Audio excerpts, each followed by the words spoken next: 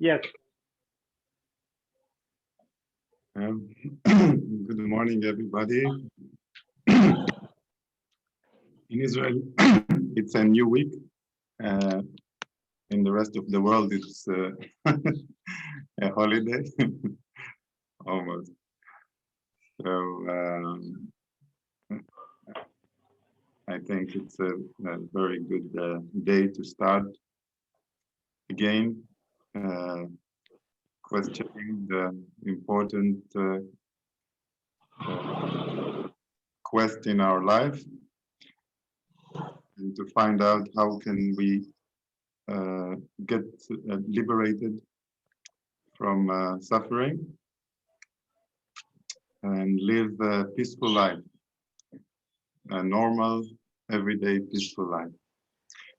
So I welcome Sri Bagavath to start the meeting. Namaste. Thank you very much. Good morning to all of you.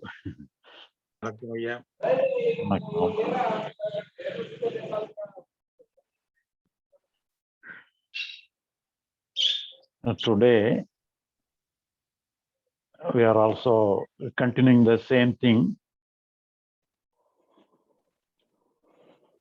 Previously also, I narrated one analogy. For example,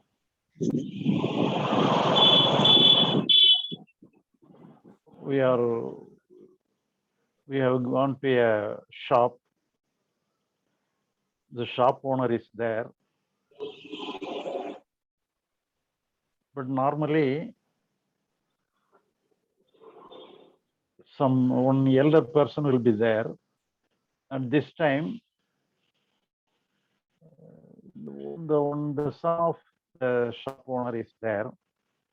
So we asked to purchase a article, and the article is not ready. It is out of stock. So the shopkeeper asked us to book an order, and I will purchase the thing and I will supply it tomorrow morning the same time. And we have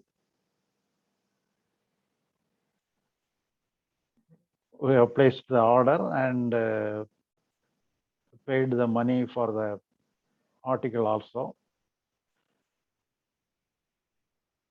And in the next day morning, we go to the same shop. Today, the regular shop owner and the person who may be the son of the shop owner, both are available in the shop. So we asked the article which you have booked in the previous day, but they are unable to recognize our order.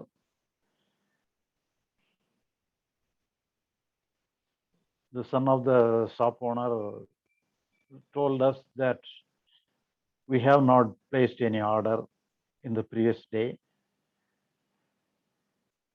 So we are quite confused because we ourselves have placed the order and paid the money for the article.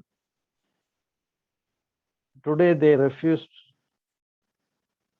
that we have not placed any order. Actually, the shop owner and his sons are very genuine. They are not cheating type.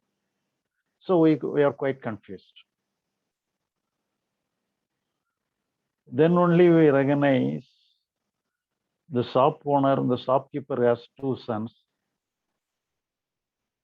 They are twins. They both look like same. The previous day we have placed the order to another son of the shop owner, and today then the next son is available in this shop. So they are quite confused. So that is the reason. So in this way, each and every moment, we are having a conscious mind. The conscious mind is functioning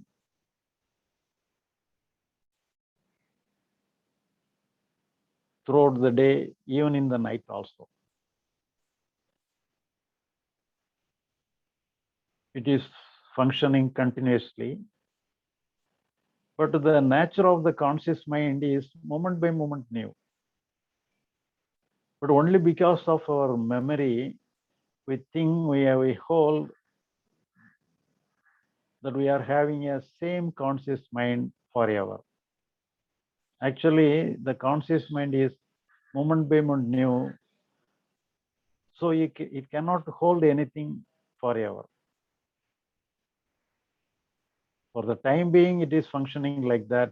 The next moment, it is functioning in a different way. So that is the nature of the conscious mind.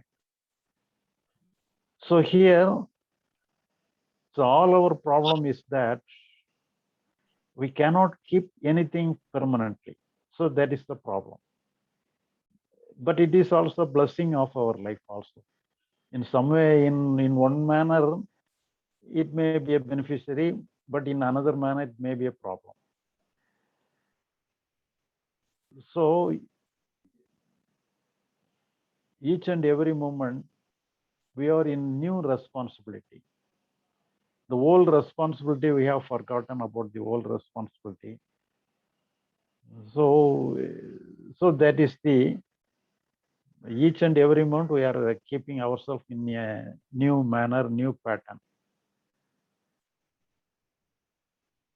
But here, the problem is that when we are in a happy mood or anything, we want to retain the happy mode forever. But it is impossible because the conscious mind is alive and new for each and every moment. It is new. So it cannot have any permanent idea to hold anything. And thereby, we are struggling within ourselves to retain anything permanently, keep anything permanent. But actually, in reality, renouncing everything is the good. Not keeping anything within ourselves permanently is the good thing. It is the blessing of our life. But without knowing that, without understanding that, we try to keep something forever. So that is the basic problem.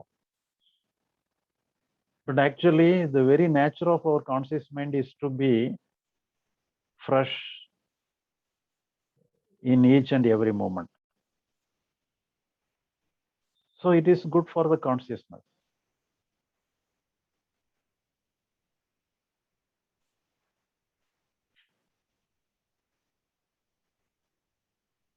But when it is,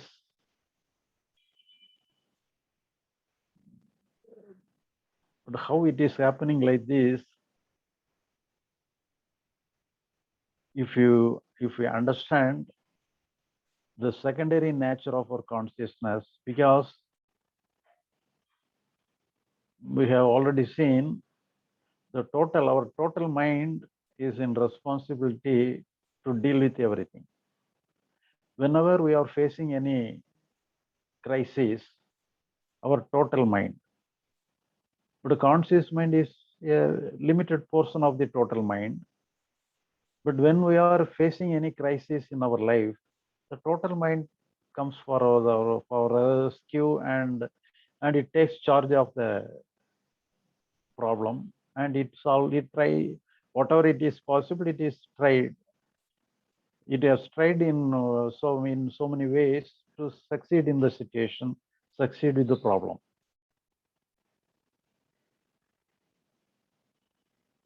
But our conscious mind is unnecessarily, it is just like a wandering mind. It is unnecessarily taking responsibility for all our problems. So it is beyond our capacity because it is very limited mind. Our conscious mind is very limited and it has no strength to solve all our problems. So the main thing of our understanding is that our conscious mind has to recognize and find out the secondary nature of itself. Then only the submission, the nature of submission happens to the secondary part of ourself, the conscious mind. When the conscious mind accepts it's the secondary nature, it's a kind of surrender to ourselves, or it is a kind of surrender to the total mind.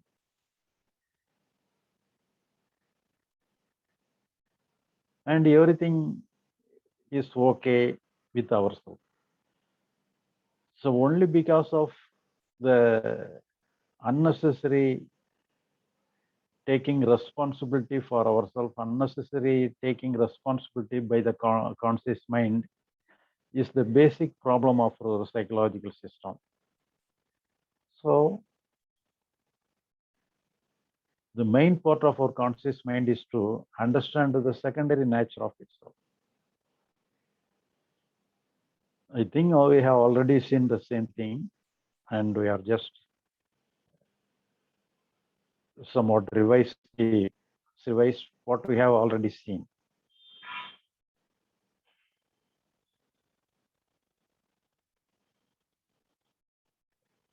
Lanir, you can translate in your own language, and we can go along with our discussion. Thank you, Sri Bagavath. Okay. Can you please,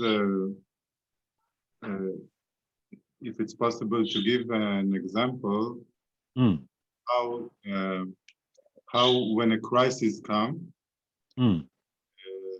actually it is the it is the total mind that is responding, and the conscious mind is not adequate. It's not responding very well, and actually it is the total mind which is responding. Can you give an example in daily life? So you are asking a question now. The very moment you are asking the question, the total mind is functioning. Here, there is no part of the wandering mind. The wandering mind will be always going here and there, examining this and that. So this is the nature of the wandering mind. That is the nature of the conscious mind. But if you are questioning, your total mind is functioning. So it is actually dealing with the problem. It is actually facing the problem. So in this way, each and every moment, when we are in actual situation, when we are actually facing our problem, the total mind is functioning. So when there is no problem like this, so when there is no urgency of solving the problem, the conscious mind is functioning. It is just like wandering here and there, thinking this and that. So here, the action is very limited. Only the thinking and planning is alone is happening. So that is the nature of the conscious mind.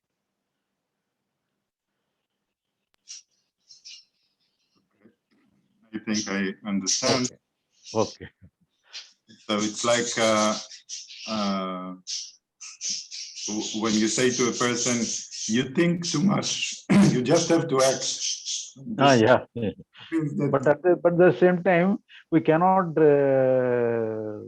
expect anybody to be only act, don't think like this. But the thinking will happen on its own.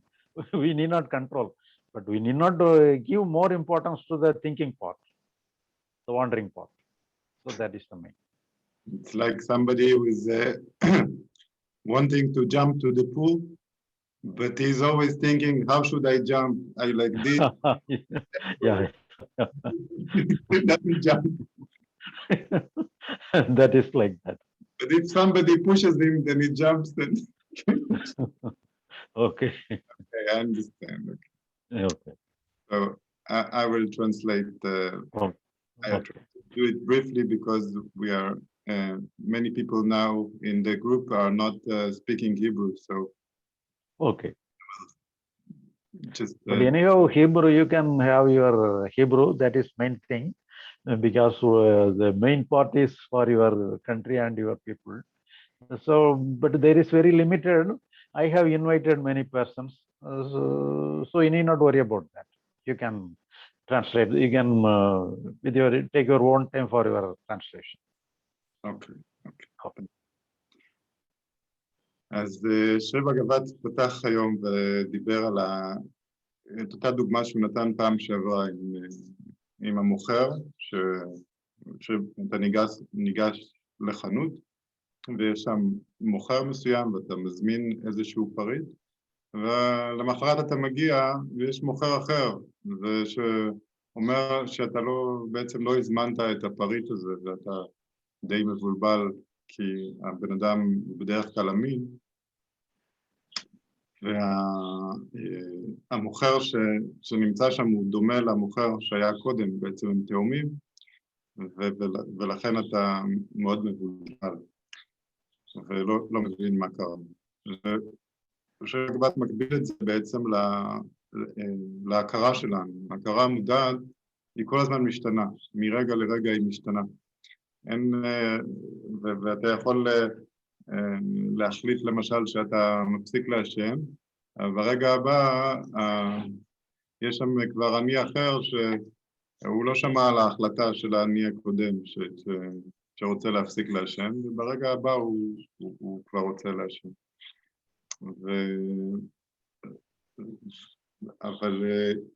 ויש בזה, למרות שזה נראה כאילו שזה תפקוד מאוד גרוע של ההכרה, יש בזה, בתפקוד הזה, משהו מאוד מאוד מבורך, ששום דבר לא יכול בעצם להיתקע בהכרה שלנו.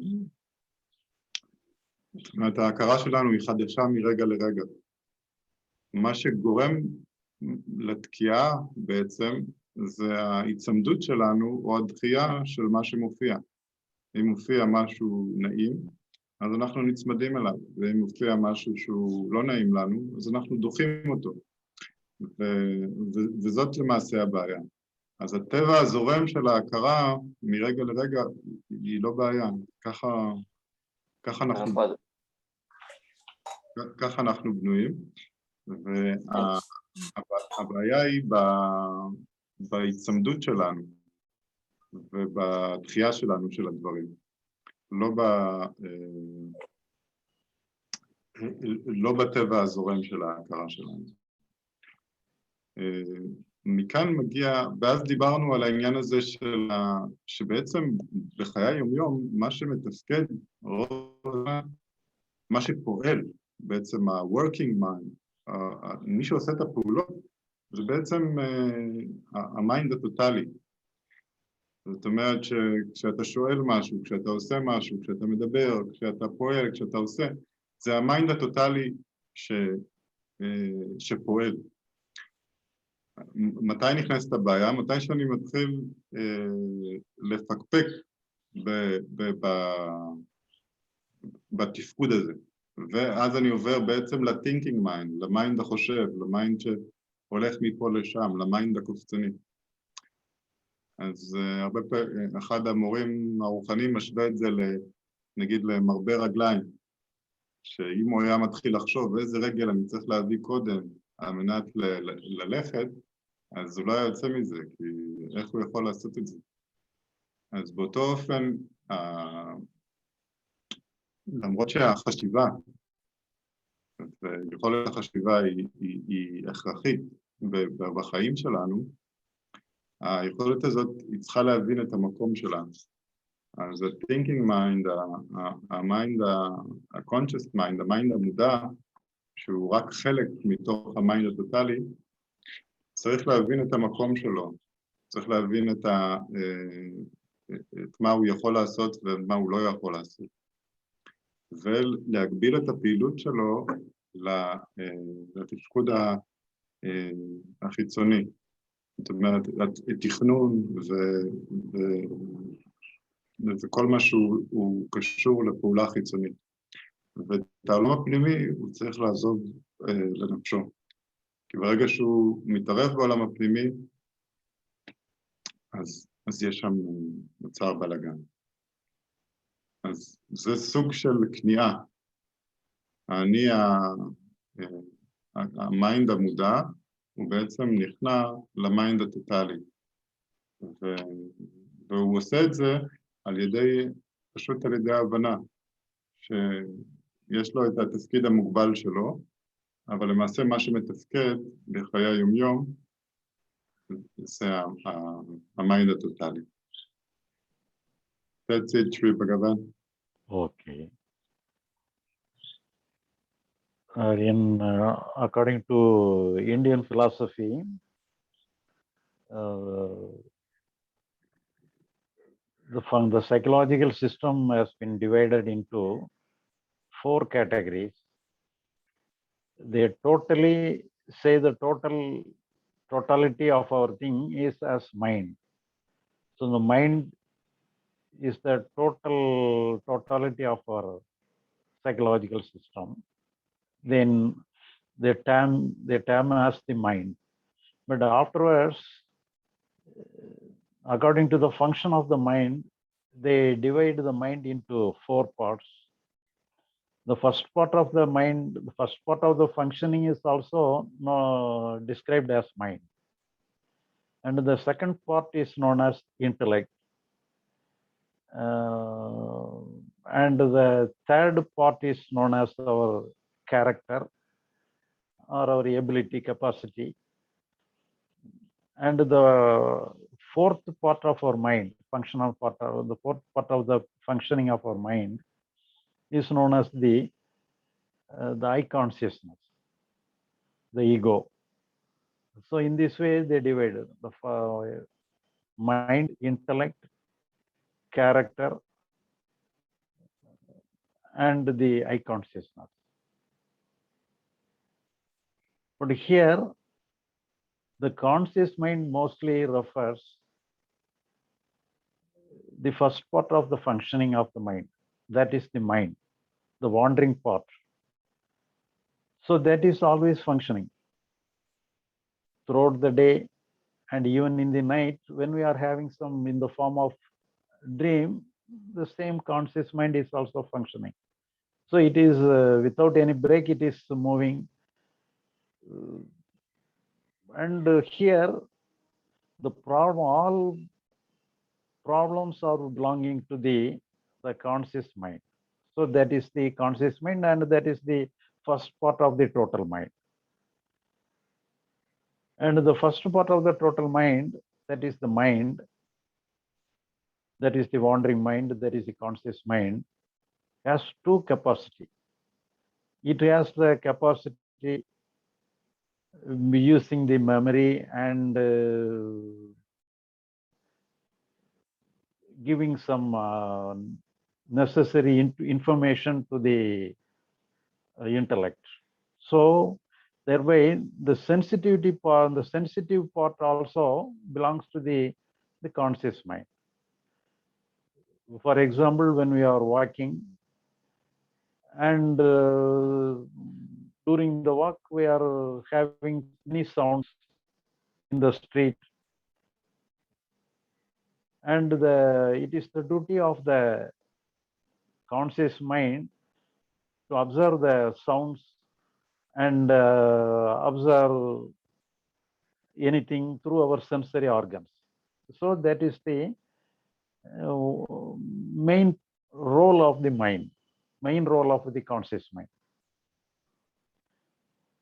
Along with the thinking and having thought, the sensations is also belongs to the conscious mind. But when our senses are very active, the wandering state of our mind will be very less. So many of our systems, the yogic practices and many practices of our meditational school of thought insist, create some sensitivity to our conscious mind in the form of awareness, watching, listening, observing the thought of our mind. So in this way, many practices have been given. So the reason is that if you develop the sensitivity of our mind, some way or other, the wandering part of our mind is become less. So it minimizes the unnecessary trouble given by the conscious mind.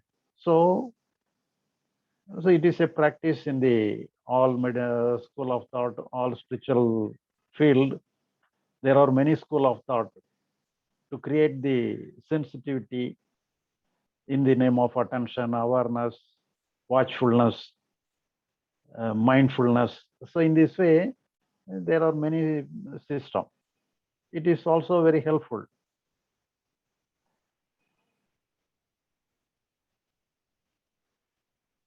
And this is the nature of many systems, many practices. And Lanier, you can translate.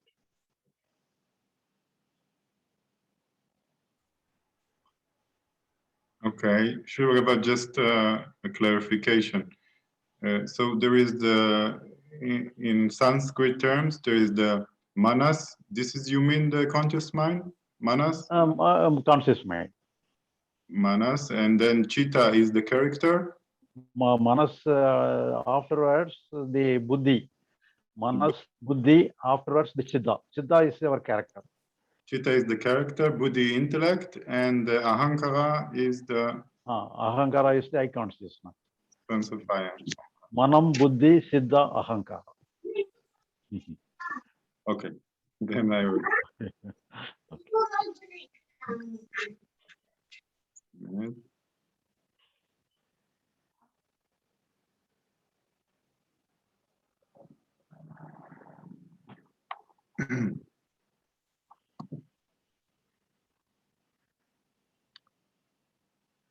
אוקיי, אז שרי בגבת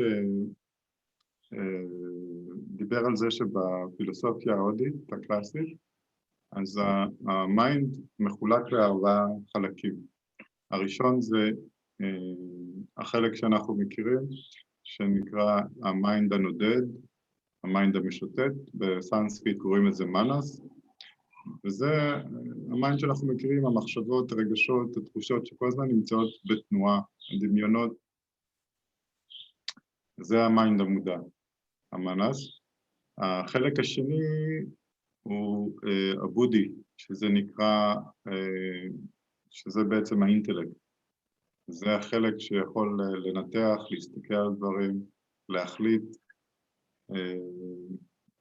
לעשות אנליזה לדברים. אז זה החלק שנקרא בודי, האינטלקט שלנו.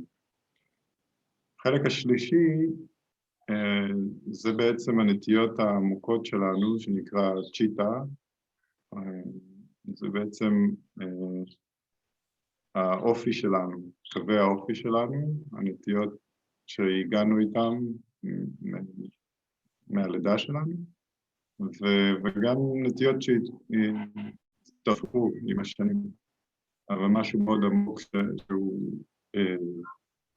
מכתיב את הדרך שבה אנחנו פועלים, את הדרך שבה אנחנו תופסים את העולם. אז זה הצ'יטה. האנקרה, החלק האחרון, זאת תחושת האני, sense of I am. זה החלק הרביעי. אז רוב הדרכים הרוחניות שהן מציעות לאדם לפתח את החלק של התפיסה. זאת אומרת, יש את בוא נגיד שיש את המחשבות, הרגשות והתחושות שנמצאים בתנועה ובשינוי מתמידים, ועל מנת לצמצם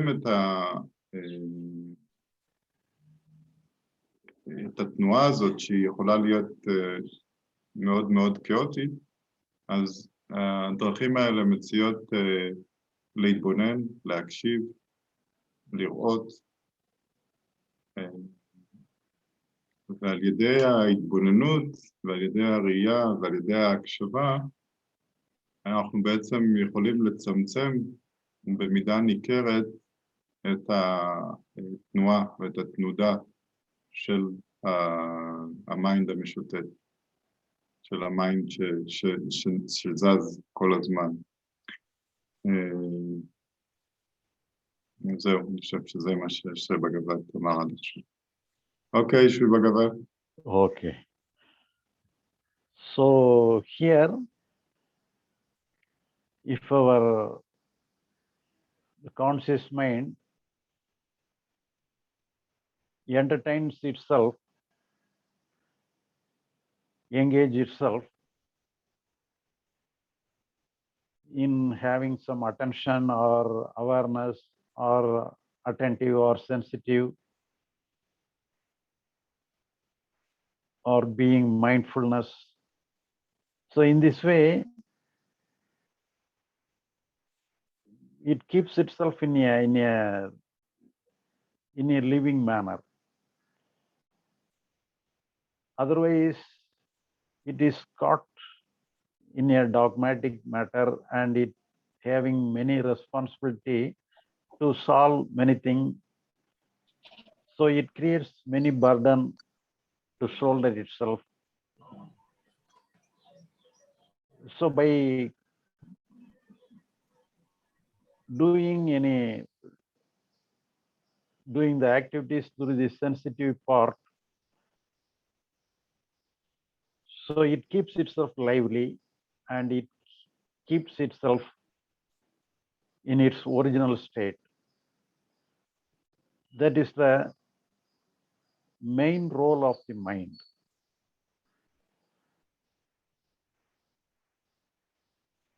But to the other part, the planning and thinking and worrying and taking responsibility, it creates some burden in the conscious mind.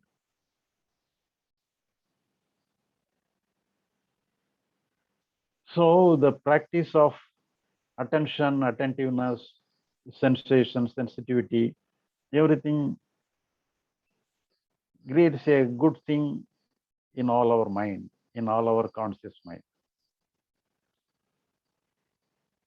But at the same time, what we are trying to say is that if we understand the conscious mind, understand the secondary nature of itself, the very understanding, very acceptance of its secondary nature itself creates a submissive role. So it submits to the total mind. So the conscious mind submits itself. So the very submission creates an opening in itself. And in that submission, the same effect of sensitivity happens. Where everything enters within our mind, it is not focusing our attention towards the other, our side, but instead of that, the attentiveness is there, but it is not a focusing, but it becomes a receptive nature. So the receptive nature of our conscious mind begins to function. Only because of our understanding alone, only because of the understanding of our secondary nature of our consciousness alone, the receptive nature begins to open. When the receptive nature opens, the same sensitive aspect will be there, where the natural flow of our mind will be also there. So there is no stagnation, only flowing alone will be there. So it happens only because of our understanding, only because of our understanding of the secondary nature of a conscious mind. So our conscious mind has the role to supply what all the necessary things through from our memory and other things. The main thing is also it has to understand the secondary nature of it. So that is also is essential. Then only the opening of our conscious mind will be there. The receptive nature of our conscious mind will be there. So that is also very important for the conscious mind. Lanier, you can translate. Okay, Shri Bagavath. I just want one clarification. Okay. About many schools of thoughts of meditation, they insist on building a capacity of concentration. Mm-hmm. Even before speaking about awareness, they insist you have to have the ability to focus, to build the ability to focus. So my question is in regarding to liberation, in regarding to enlightenment, is it a step needed to be taken or not? It is not necessary. It is not necessary. So here, but when we do not know what to do, they given us some practice to concentrate or having some capacity to attentiveness, mindfulness. So without knowing the result, without knowing the effect of that, they will, because it is very easy to practice. So some way or other, it may be helpful. But it will not have any direct help for our understanding. Okay, so you said it's not necessary on the Not way. necessary for understanding. Understand for the purpose of understanding, that is not necessary. But at the same time, the capacity of concentration, capacity of attention, being sensitivity, mindfulness, everything is some way or other. If we have developed some way or other, the wandering mind will be very less. The power of the wandering mind will be very less. So to that extent, we may be somewhat relaxed within ourselves. So it will give some relaxation. So for the purpose of giving some relaxation alone, it is a technique for relaxation, not for the understanding. Okay. And this relaxation and this this attentiveness, you say it happens naturally when the secondary mind surrenders to Yeah. the mind. Yeah. Then Yeah. it happens naturally. No, naturally. Okay, I will translate. Okay. אז בעצם אם נסכם בקצרה את מה ששרי בגבד אמר עכשיו, אז אם נסכם את זה בקצרה, זה אומר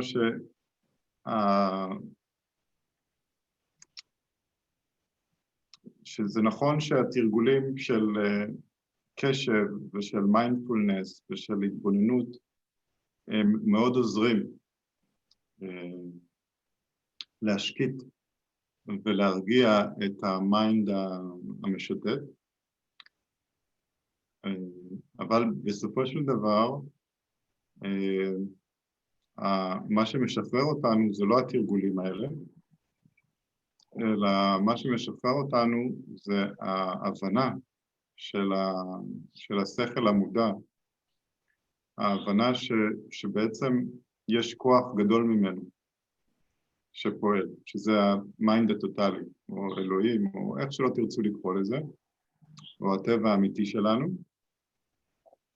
וכאשר הוא מבין את המיינד הקטן שלנו, מבין את המקום שלו, ובעצם נכנע מבחינה פנימית למיינד הטוטלי, או לאלוהים, או לטבע האמיתי שלנו, אז אותה יכולת של קשב, של התבוננות,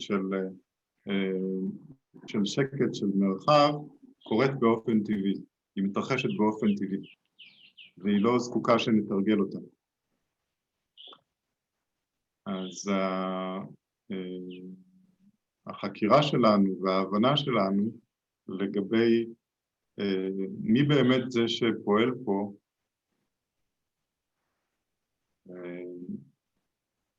היא יוצרת במיינד המודע סוג של ענווה. ואפשר לדמות את זה כאילו שהמיינד הקטן מפנה את המקום שלו. הוא כאילו יורד מכס המלכות שהוא לקח לעצמו שלא בצדק, ומבין שיש פה בוס אחר, ואז המיינד המודע באופן טבעי נכנס למצב של קשב, למצב של התבוננות. ואז המיינד הטוטלי יכול לתפקד באופן חופשי בעולם, וללא הפרעה. אז זה מה שהבנתי משרי בגבת עד עכשיו. אוקיי, שרי בגבת. Okay. Now you can go on some discussion. If anybody wants to ask any question on this point of view, you may ask.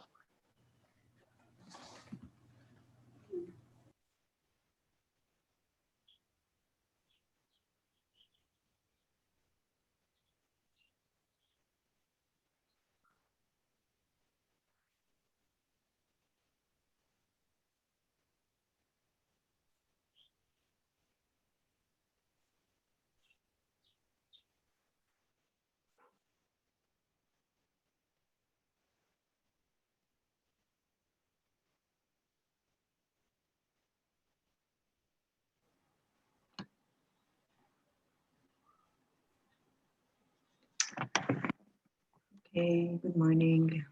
Good morning. I can ask something. Okay.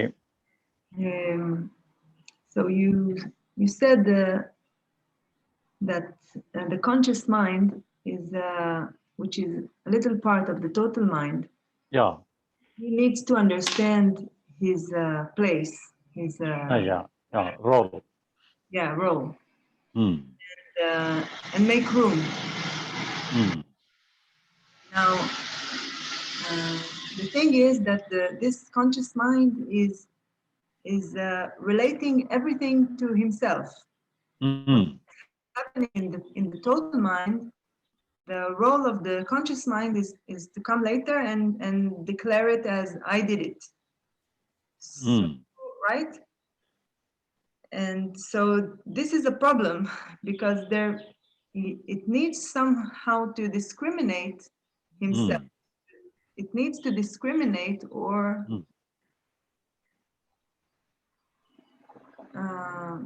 to discriminate himself from the total mind, isn't it? Or it needs to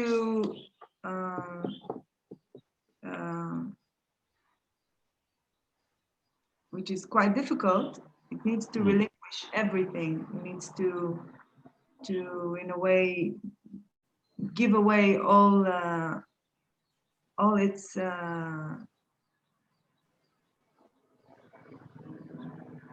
in a way it's just opposite to what it is. What it does is always telling I did it, it takes the credit for everything. I understand, I did, I say, and then it needs to, in a way, relinquish it to. So how, what, from where is the discrimination, or where is the insight is coming from? Where, I mean, we can see that this conscious mind, the functioning of it is very small, it's very limited. We can see that, and we can see that there is something much bigger, some bigger wisdom behind everything that does everything. But still, how can this small conscious mind can discriminate itself and give up its power? So this is the universal question, because this is the crucial point, because it takes itself to be everything. So it takes it has the power to deal with everything. It is responsible to have everything. So when we succeed something, it claims, I am the person who got the success. If suffering is there, I am the reason for my suffering. So for everything, it holds itself to be everything. It holds itself to be responsible for everything. But at the same time, whenever we have the problem, unable to solve something, then only we recognize, I am unable to solve the problem. I feel anxiety, I feel desperation. In this way, it is struggling for itself. So then only it has to inquire, then only it has to rearrange everything, then only it has to consider everything in different way. It has to start everything from the beginning. So that is the main thing. But here, whenever we are in struggle, the receptive nature of ourself is not, it is not prominent. It is hiding itself. So the very nature of our conscious mind is the receptive nature. The receptive nature is the main role for a conscious mind, but we forgotten.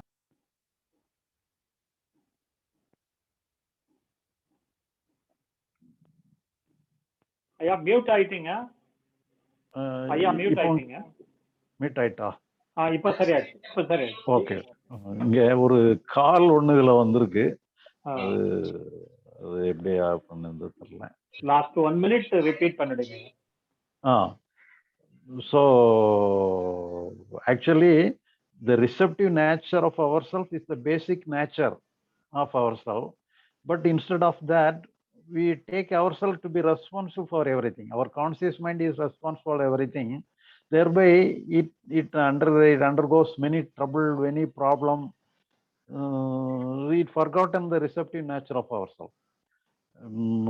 Here alone we have to reconsider everything, and we have to examine everything, whether everything is going correctly or not. And afterwards we have to understand the limited nature of ourselves, because we are moment by moment new. We are not old. So each and every moment new consciousness alone is there. The consciousness is only the expression of the total mind.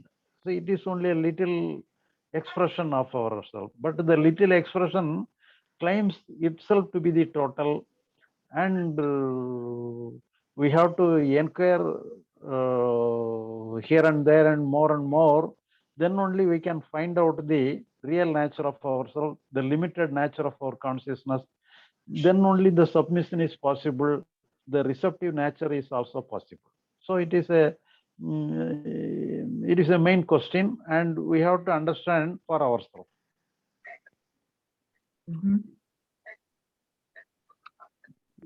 Yeah, because on the other hand, the conscious mind, it has the memory functioning, and this gives a sense of something which is always there, like some entity which is always there. But the conscious mind does not have the memory. The memory is there. The conscious mind makes use of the memory. Memory is because the conscious mind is a momentary mind. Each and every moment if the conscious mind has the storehouse of memory, our memory will be also gone away along with the conscious mind, because conscious mind is moment by moment new, but memory is old. But the memory, the storehouse of our memory is somewhere else within our mind. So the limited consciousness make use of the memory, but it is memory is not within the conscious mind. Mhm. Mhm. So it's just this means just a result of wrong use of the conscious mind of the memory, right? In a wrong way, it says this is always there. Yeah, the memory, it can use the memory, but at the same time, the conscious mind should not come to a conclusion that I am everything. I have the power, I have the capacity. So, but at the same time, with the help of the memory, it can correctly inquire correctly with the correct inquiry. Also, the memory helps. So, it has to use the memory in a right way.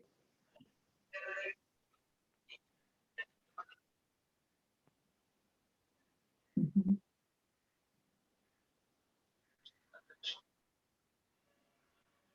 So the intellect is the part that comes to the conclusion. In intellect is the conclusive part. That is also, but everything is one, but at the same time, the functioning of the intellect is somewhat different. It can conclude, it can give a conclusion to everything. Thereby, with the help of the intellect alone, we can come to a decision, come to a conclusion. Then only with the help of the conclusion alone, we can act. So it is also helpful.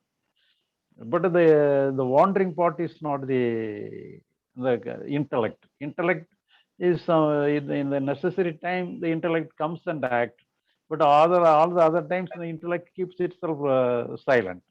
So the conscious mind alone is always moving and wandering throughout the day and even in the night in the form of dream. It is functioning endlessly. Mhm. If there is a way, or because we are trying to understand that, and it's actually you're giving a way to look at it, or suddenly something happened and then you see that and you get to see what you're saying, and then you explain it the way you do, because there is no way there, or is there a way there? Is there a So here also our intellect has to help because if you come to a conclusion, the intellect must help. With the help of the intellect, we can come to a conclusion.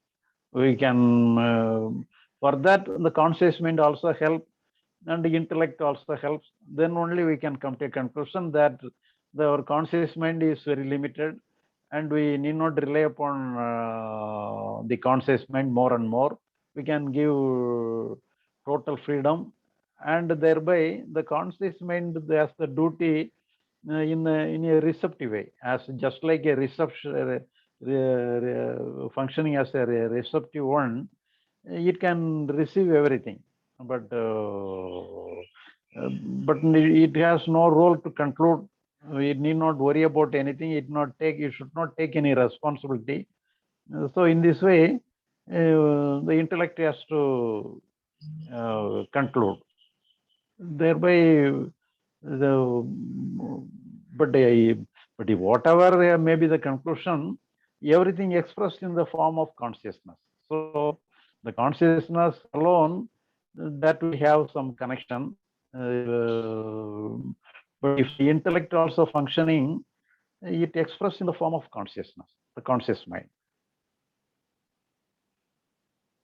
But at the same time, the intellect has some role.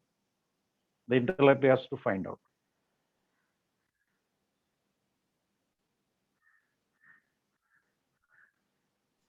okay? Thank you, another one. Okay. have one Lanir, you question. can you can answer. Otherwise, you can first we can finish the translation and afterwards you can. Sure. אז אשרת שאלה בעצם באיזה דרך אנחנו נוכל למעשה באיזה אמצעים אני הקטן, המיינד, ה-wondering mind, המיינד המשוטט, יכול להבין את המקום שלו, את התפקיד שלו, ולפנות את הדרך, ולהיכנע למעשה. אז שרי בגבת צחק ואמר שזאת בעצם שאלת השאלות, זה הדבר המרכזי שכולם שואלים, איך בעצם זה קורה. והוא אמר שזה תהליך בעצם של חקירה, של ראייה, של התבוננות, שבה אנחנו רואים מה פועל, איך הדברים עובדים, מי בעצם עושה את הפעולות, מה זה המוח המודע, מה זה האינטלקט, מה התפקוד של כל אחד מהחלקים האלה של המיינד שדיברנו עליו, והאישיות ותחושת האני והמיינד הנודד. ומתוך ההתבוננות בכל התהליך הזה, בעצם לראות מה קורה כשאנחנו תופסים את המיינד המודע כזה שעושה את כל הפעולות, שכשאנחנו מצליחים אנחנו נעשים גאוותניים, וכשאנחנו נכשלים אנחנו מאשימים את עצמנו,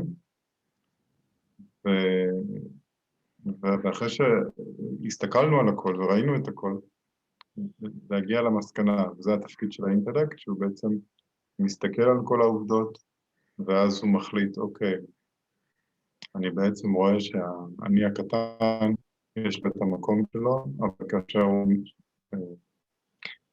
לוקח על עצמו את האחריות שהכל בא ממנו, והוא עושה את הכל, אז בעצם נוצר סבל בעולם שלנו הפנימי, וכאשר המיינד הקטן נכנע, ונותן למיינד הטוטלי לתפקד, אז יש חיים שהם משוחררים, חיים שהם קלים, חופשיים. אוקיי, דני, אתה יכול לשאול. Yeah. Okay, thank you. So my question is about the conscious mind, which is the one who is creating the problem, and the one that is looking for enlightenment, and the one which is basically the tool to get liberation by submitting. My question is the only difference between an enlightened person and a fully enlightened person and a non-enlightened person is that for a non-enlightened person, the conscious mind most of the time is not submitting, most of the time is in control. An enlightened person is that most of the time the conscious mind is submitting. So because it should happen in every moment, right? I mean, submission is something that happens every moment. And my question is this this submission of the conscious mind and the amount of, or the length of time it is doing the submission, is that the only difference? The receptive nature. The receptive nature happens through submission, but the receptive nature is the main thing. So here, when the receptive nature takes a major role, the talkative aspect and the planning and taking responsibility aspect is become very less. With related, for example, take the example of a child. The child is always vibrant in a receptive nature. So it has no time to planning and worrying. so only enjoyment, so only the sensitive part, the vibrant part of the child will be functioning. So that is the nature of a enlightened person.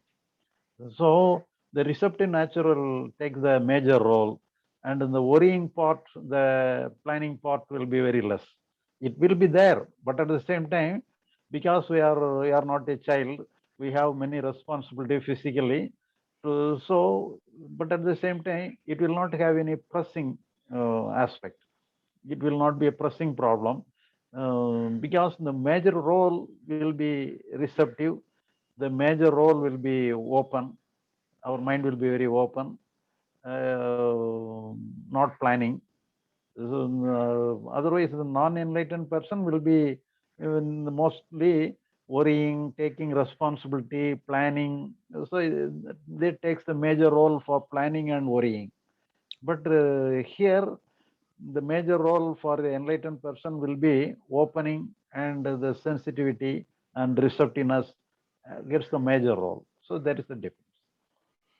Yeah. But So planning will have some role. But it's very less role. right. So it's also a moment by moment remembering to be receptive versus you understand it once and for all, and it's, you know, you understood it once, and then for the rest of time you are not forgetting. But you have to understand the idea, understanding the reality. If you understand the reality will act on its own. Yeah. But you have to understand the reality. Understanding the reality is essential. But keeping the same thing again and again in mind, sometimes it may be necessary. But at the same time, if you understand the reality of itself, it will act on its own. The one who understands is the conscious mind. Understanding the secondary nature of the conscious mind. Yeah. Thank you. Okay.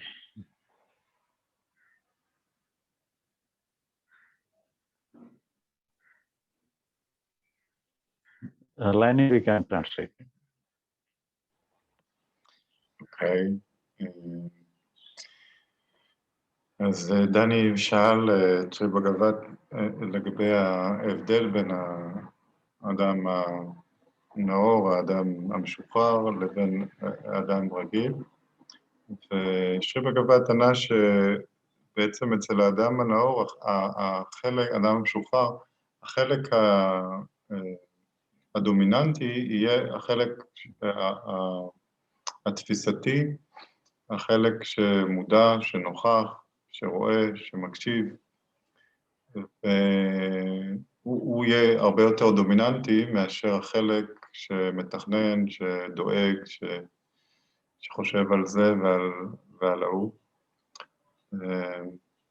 כמו אצל ילד, כמו שאצל ילד, החלק, האינטלקט עדיין לא התפתח לרמה כזאת שהוא מתכנן ומנסה וחושב על כל דבר, הוא פשוט פועל באופן ספונטני. אז ככה גם אצל האדם המשוחרר, הדגש הוא על הנוכחות והמודעות, אבל זה לא דגש שנעשה באופן מודע, זה לא דגש שנעשה בכוח הרצון, זה דגש שקורה באופן טבעי, כאשר ישנה הבנה של המקום של החלק המודע. כאשר החלק המודע בעצם מבין את המקום של עצמו, וכאן גם נכנס האינטלקט, שהוא זה שבעצם צריך להגיע למסקנה הזאת, שכן, החלק המודע, יש לו את התפקיד המסוים הזה, אבל הוא בהחלט לא מקור הדברים, ויש מקור אחר לדברים. ואז השכל המודע, שהוא בעצם מקבל את הפסיקה של האינטלקט, אז הוא כביכול לוקח צד אחד אחורה, והוא כאילו נסוג לתוך החלק הנוכח, המודע, הרגיש שלו. ואז בעצם האדם הופך להיות משוחרר. זהו. Okay. And we may continue in the next week. Okay. Okay. Thank you all. Thank Thank you. Thank you. Thank you very much. Thank you. Lanir. שיהיה שבוע טוב. Okay. Thank you all. I'll stop recording.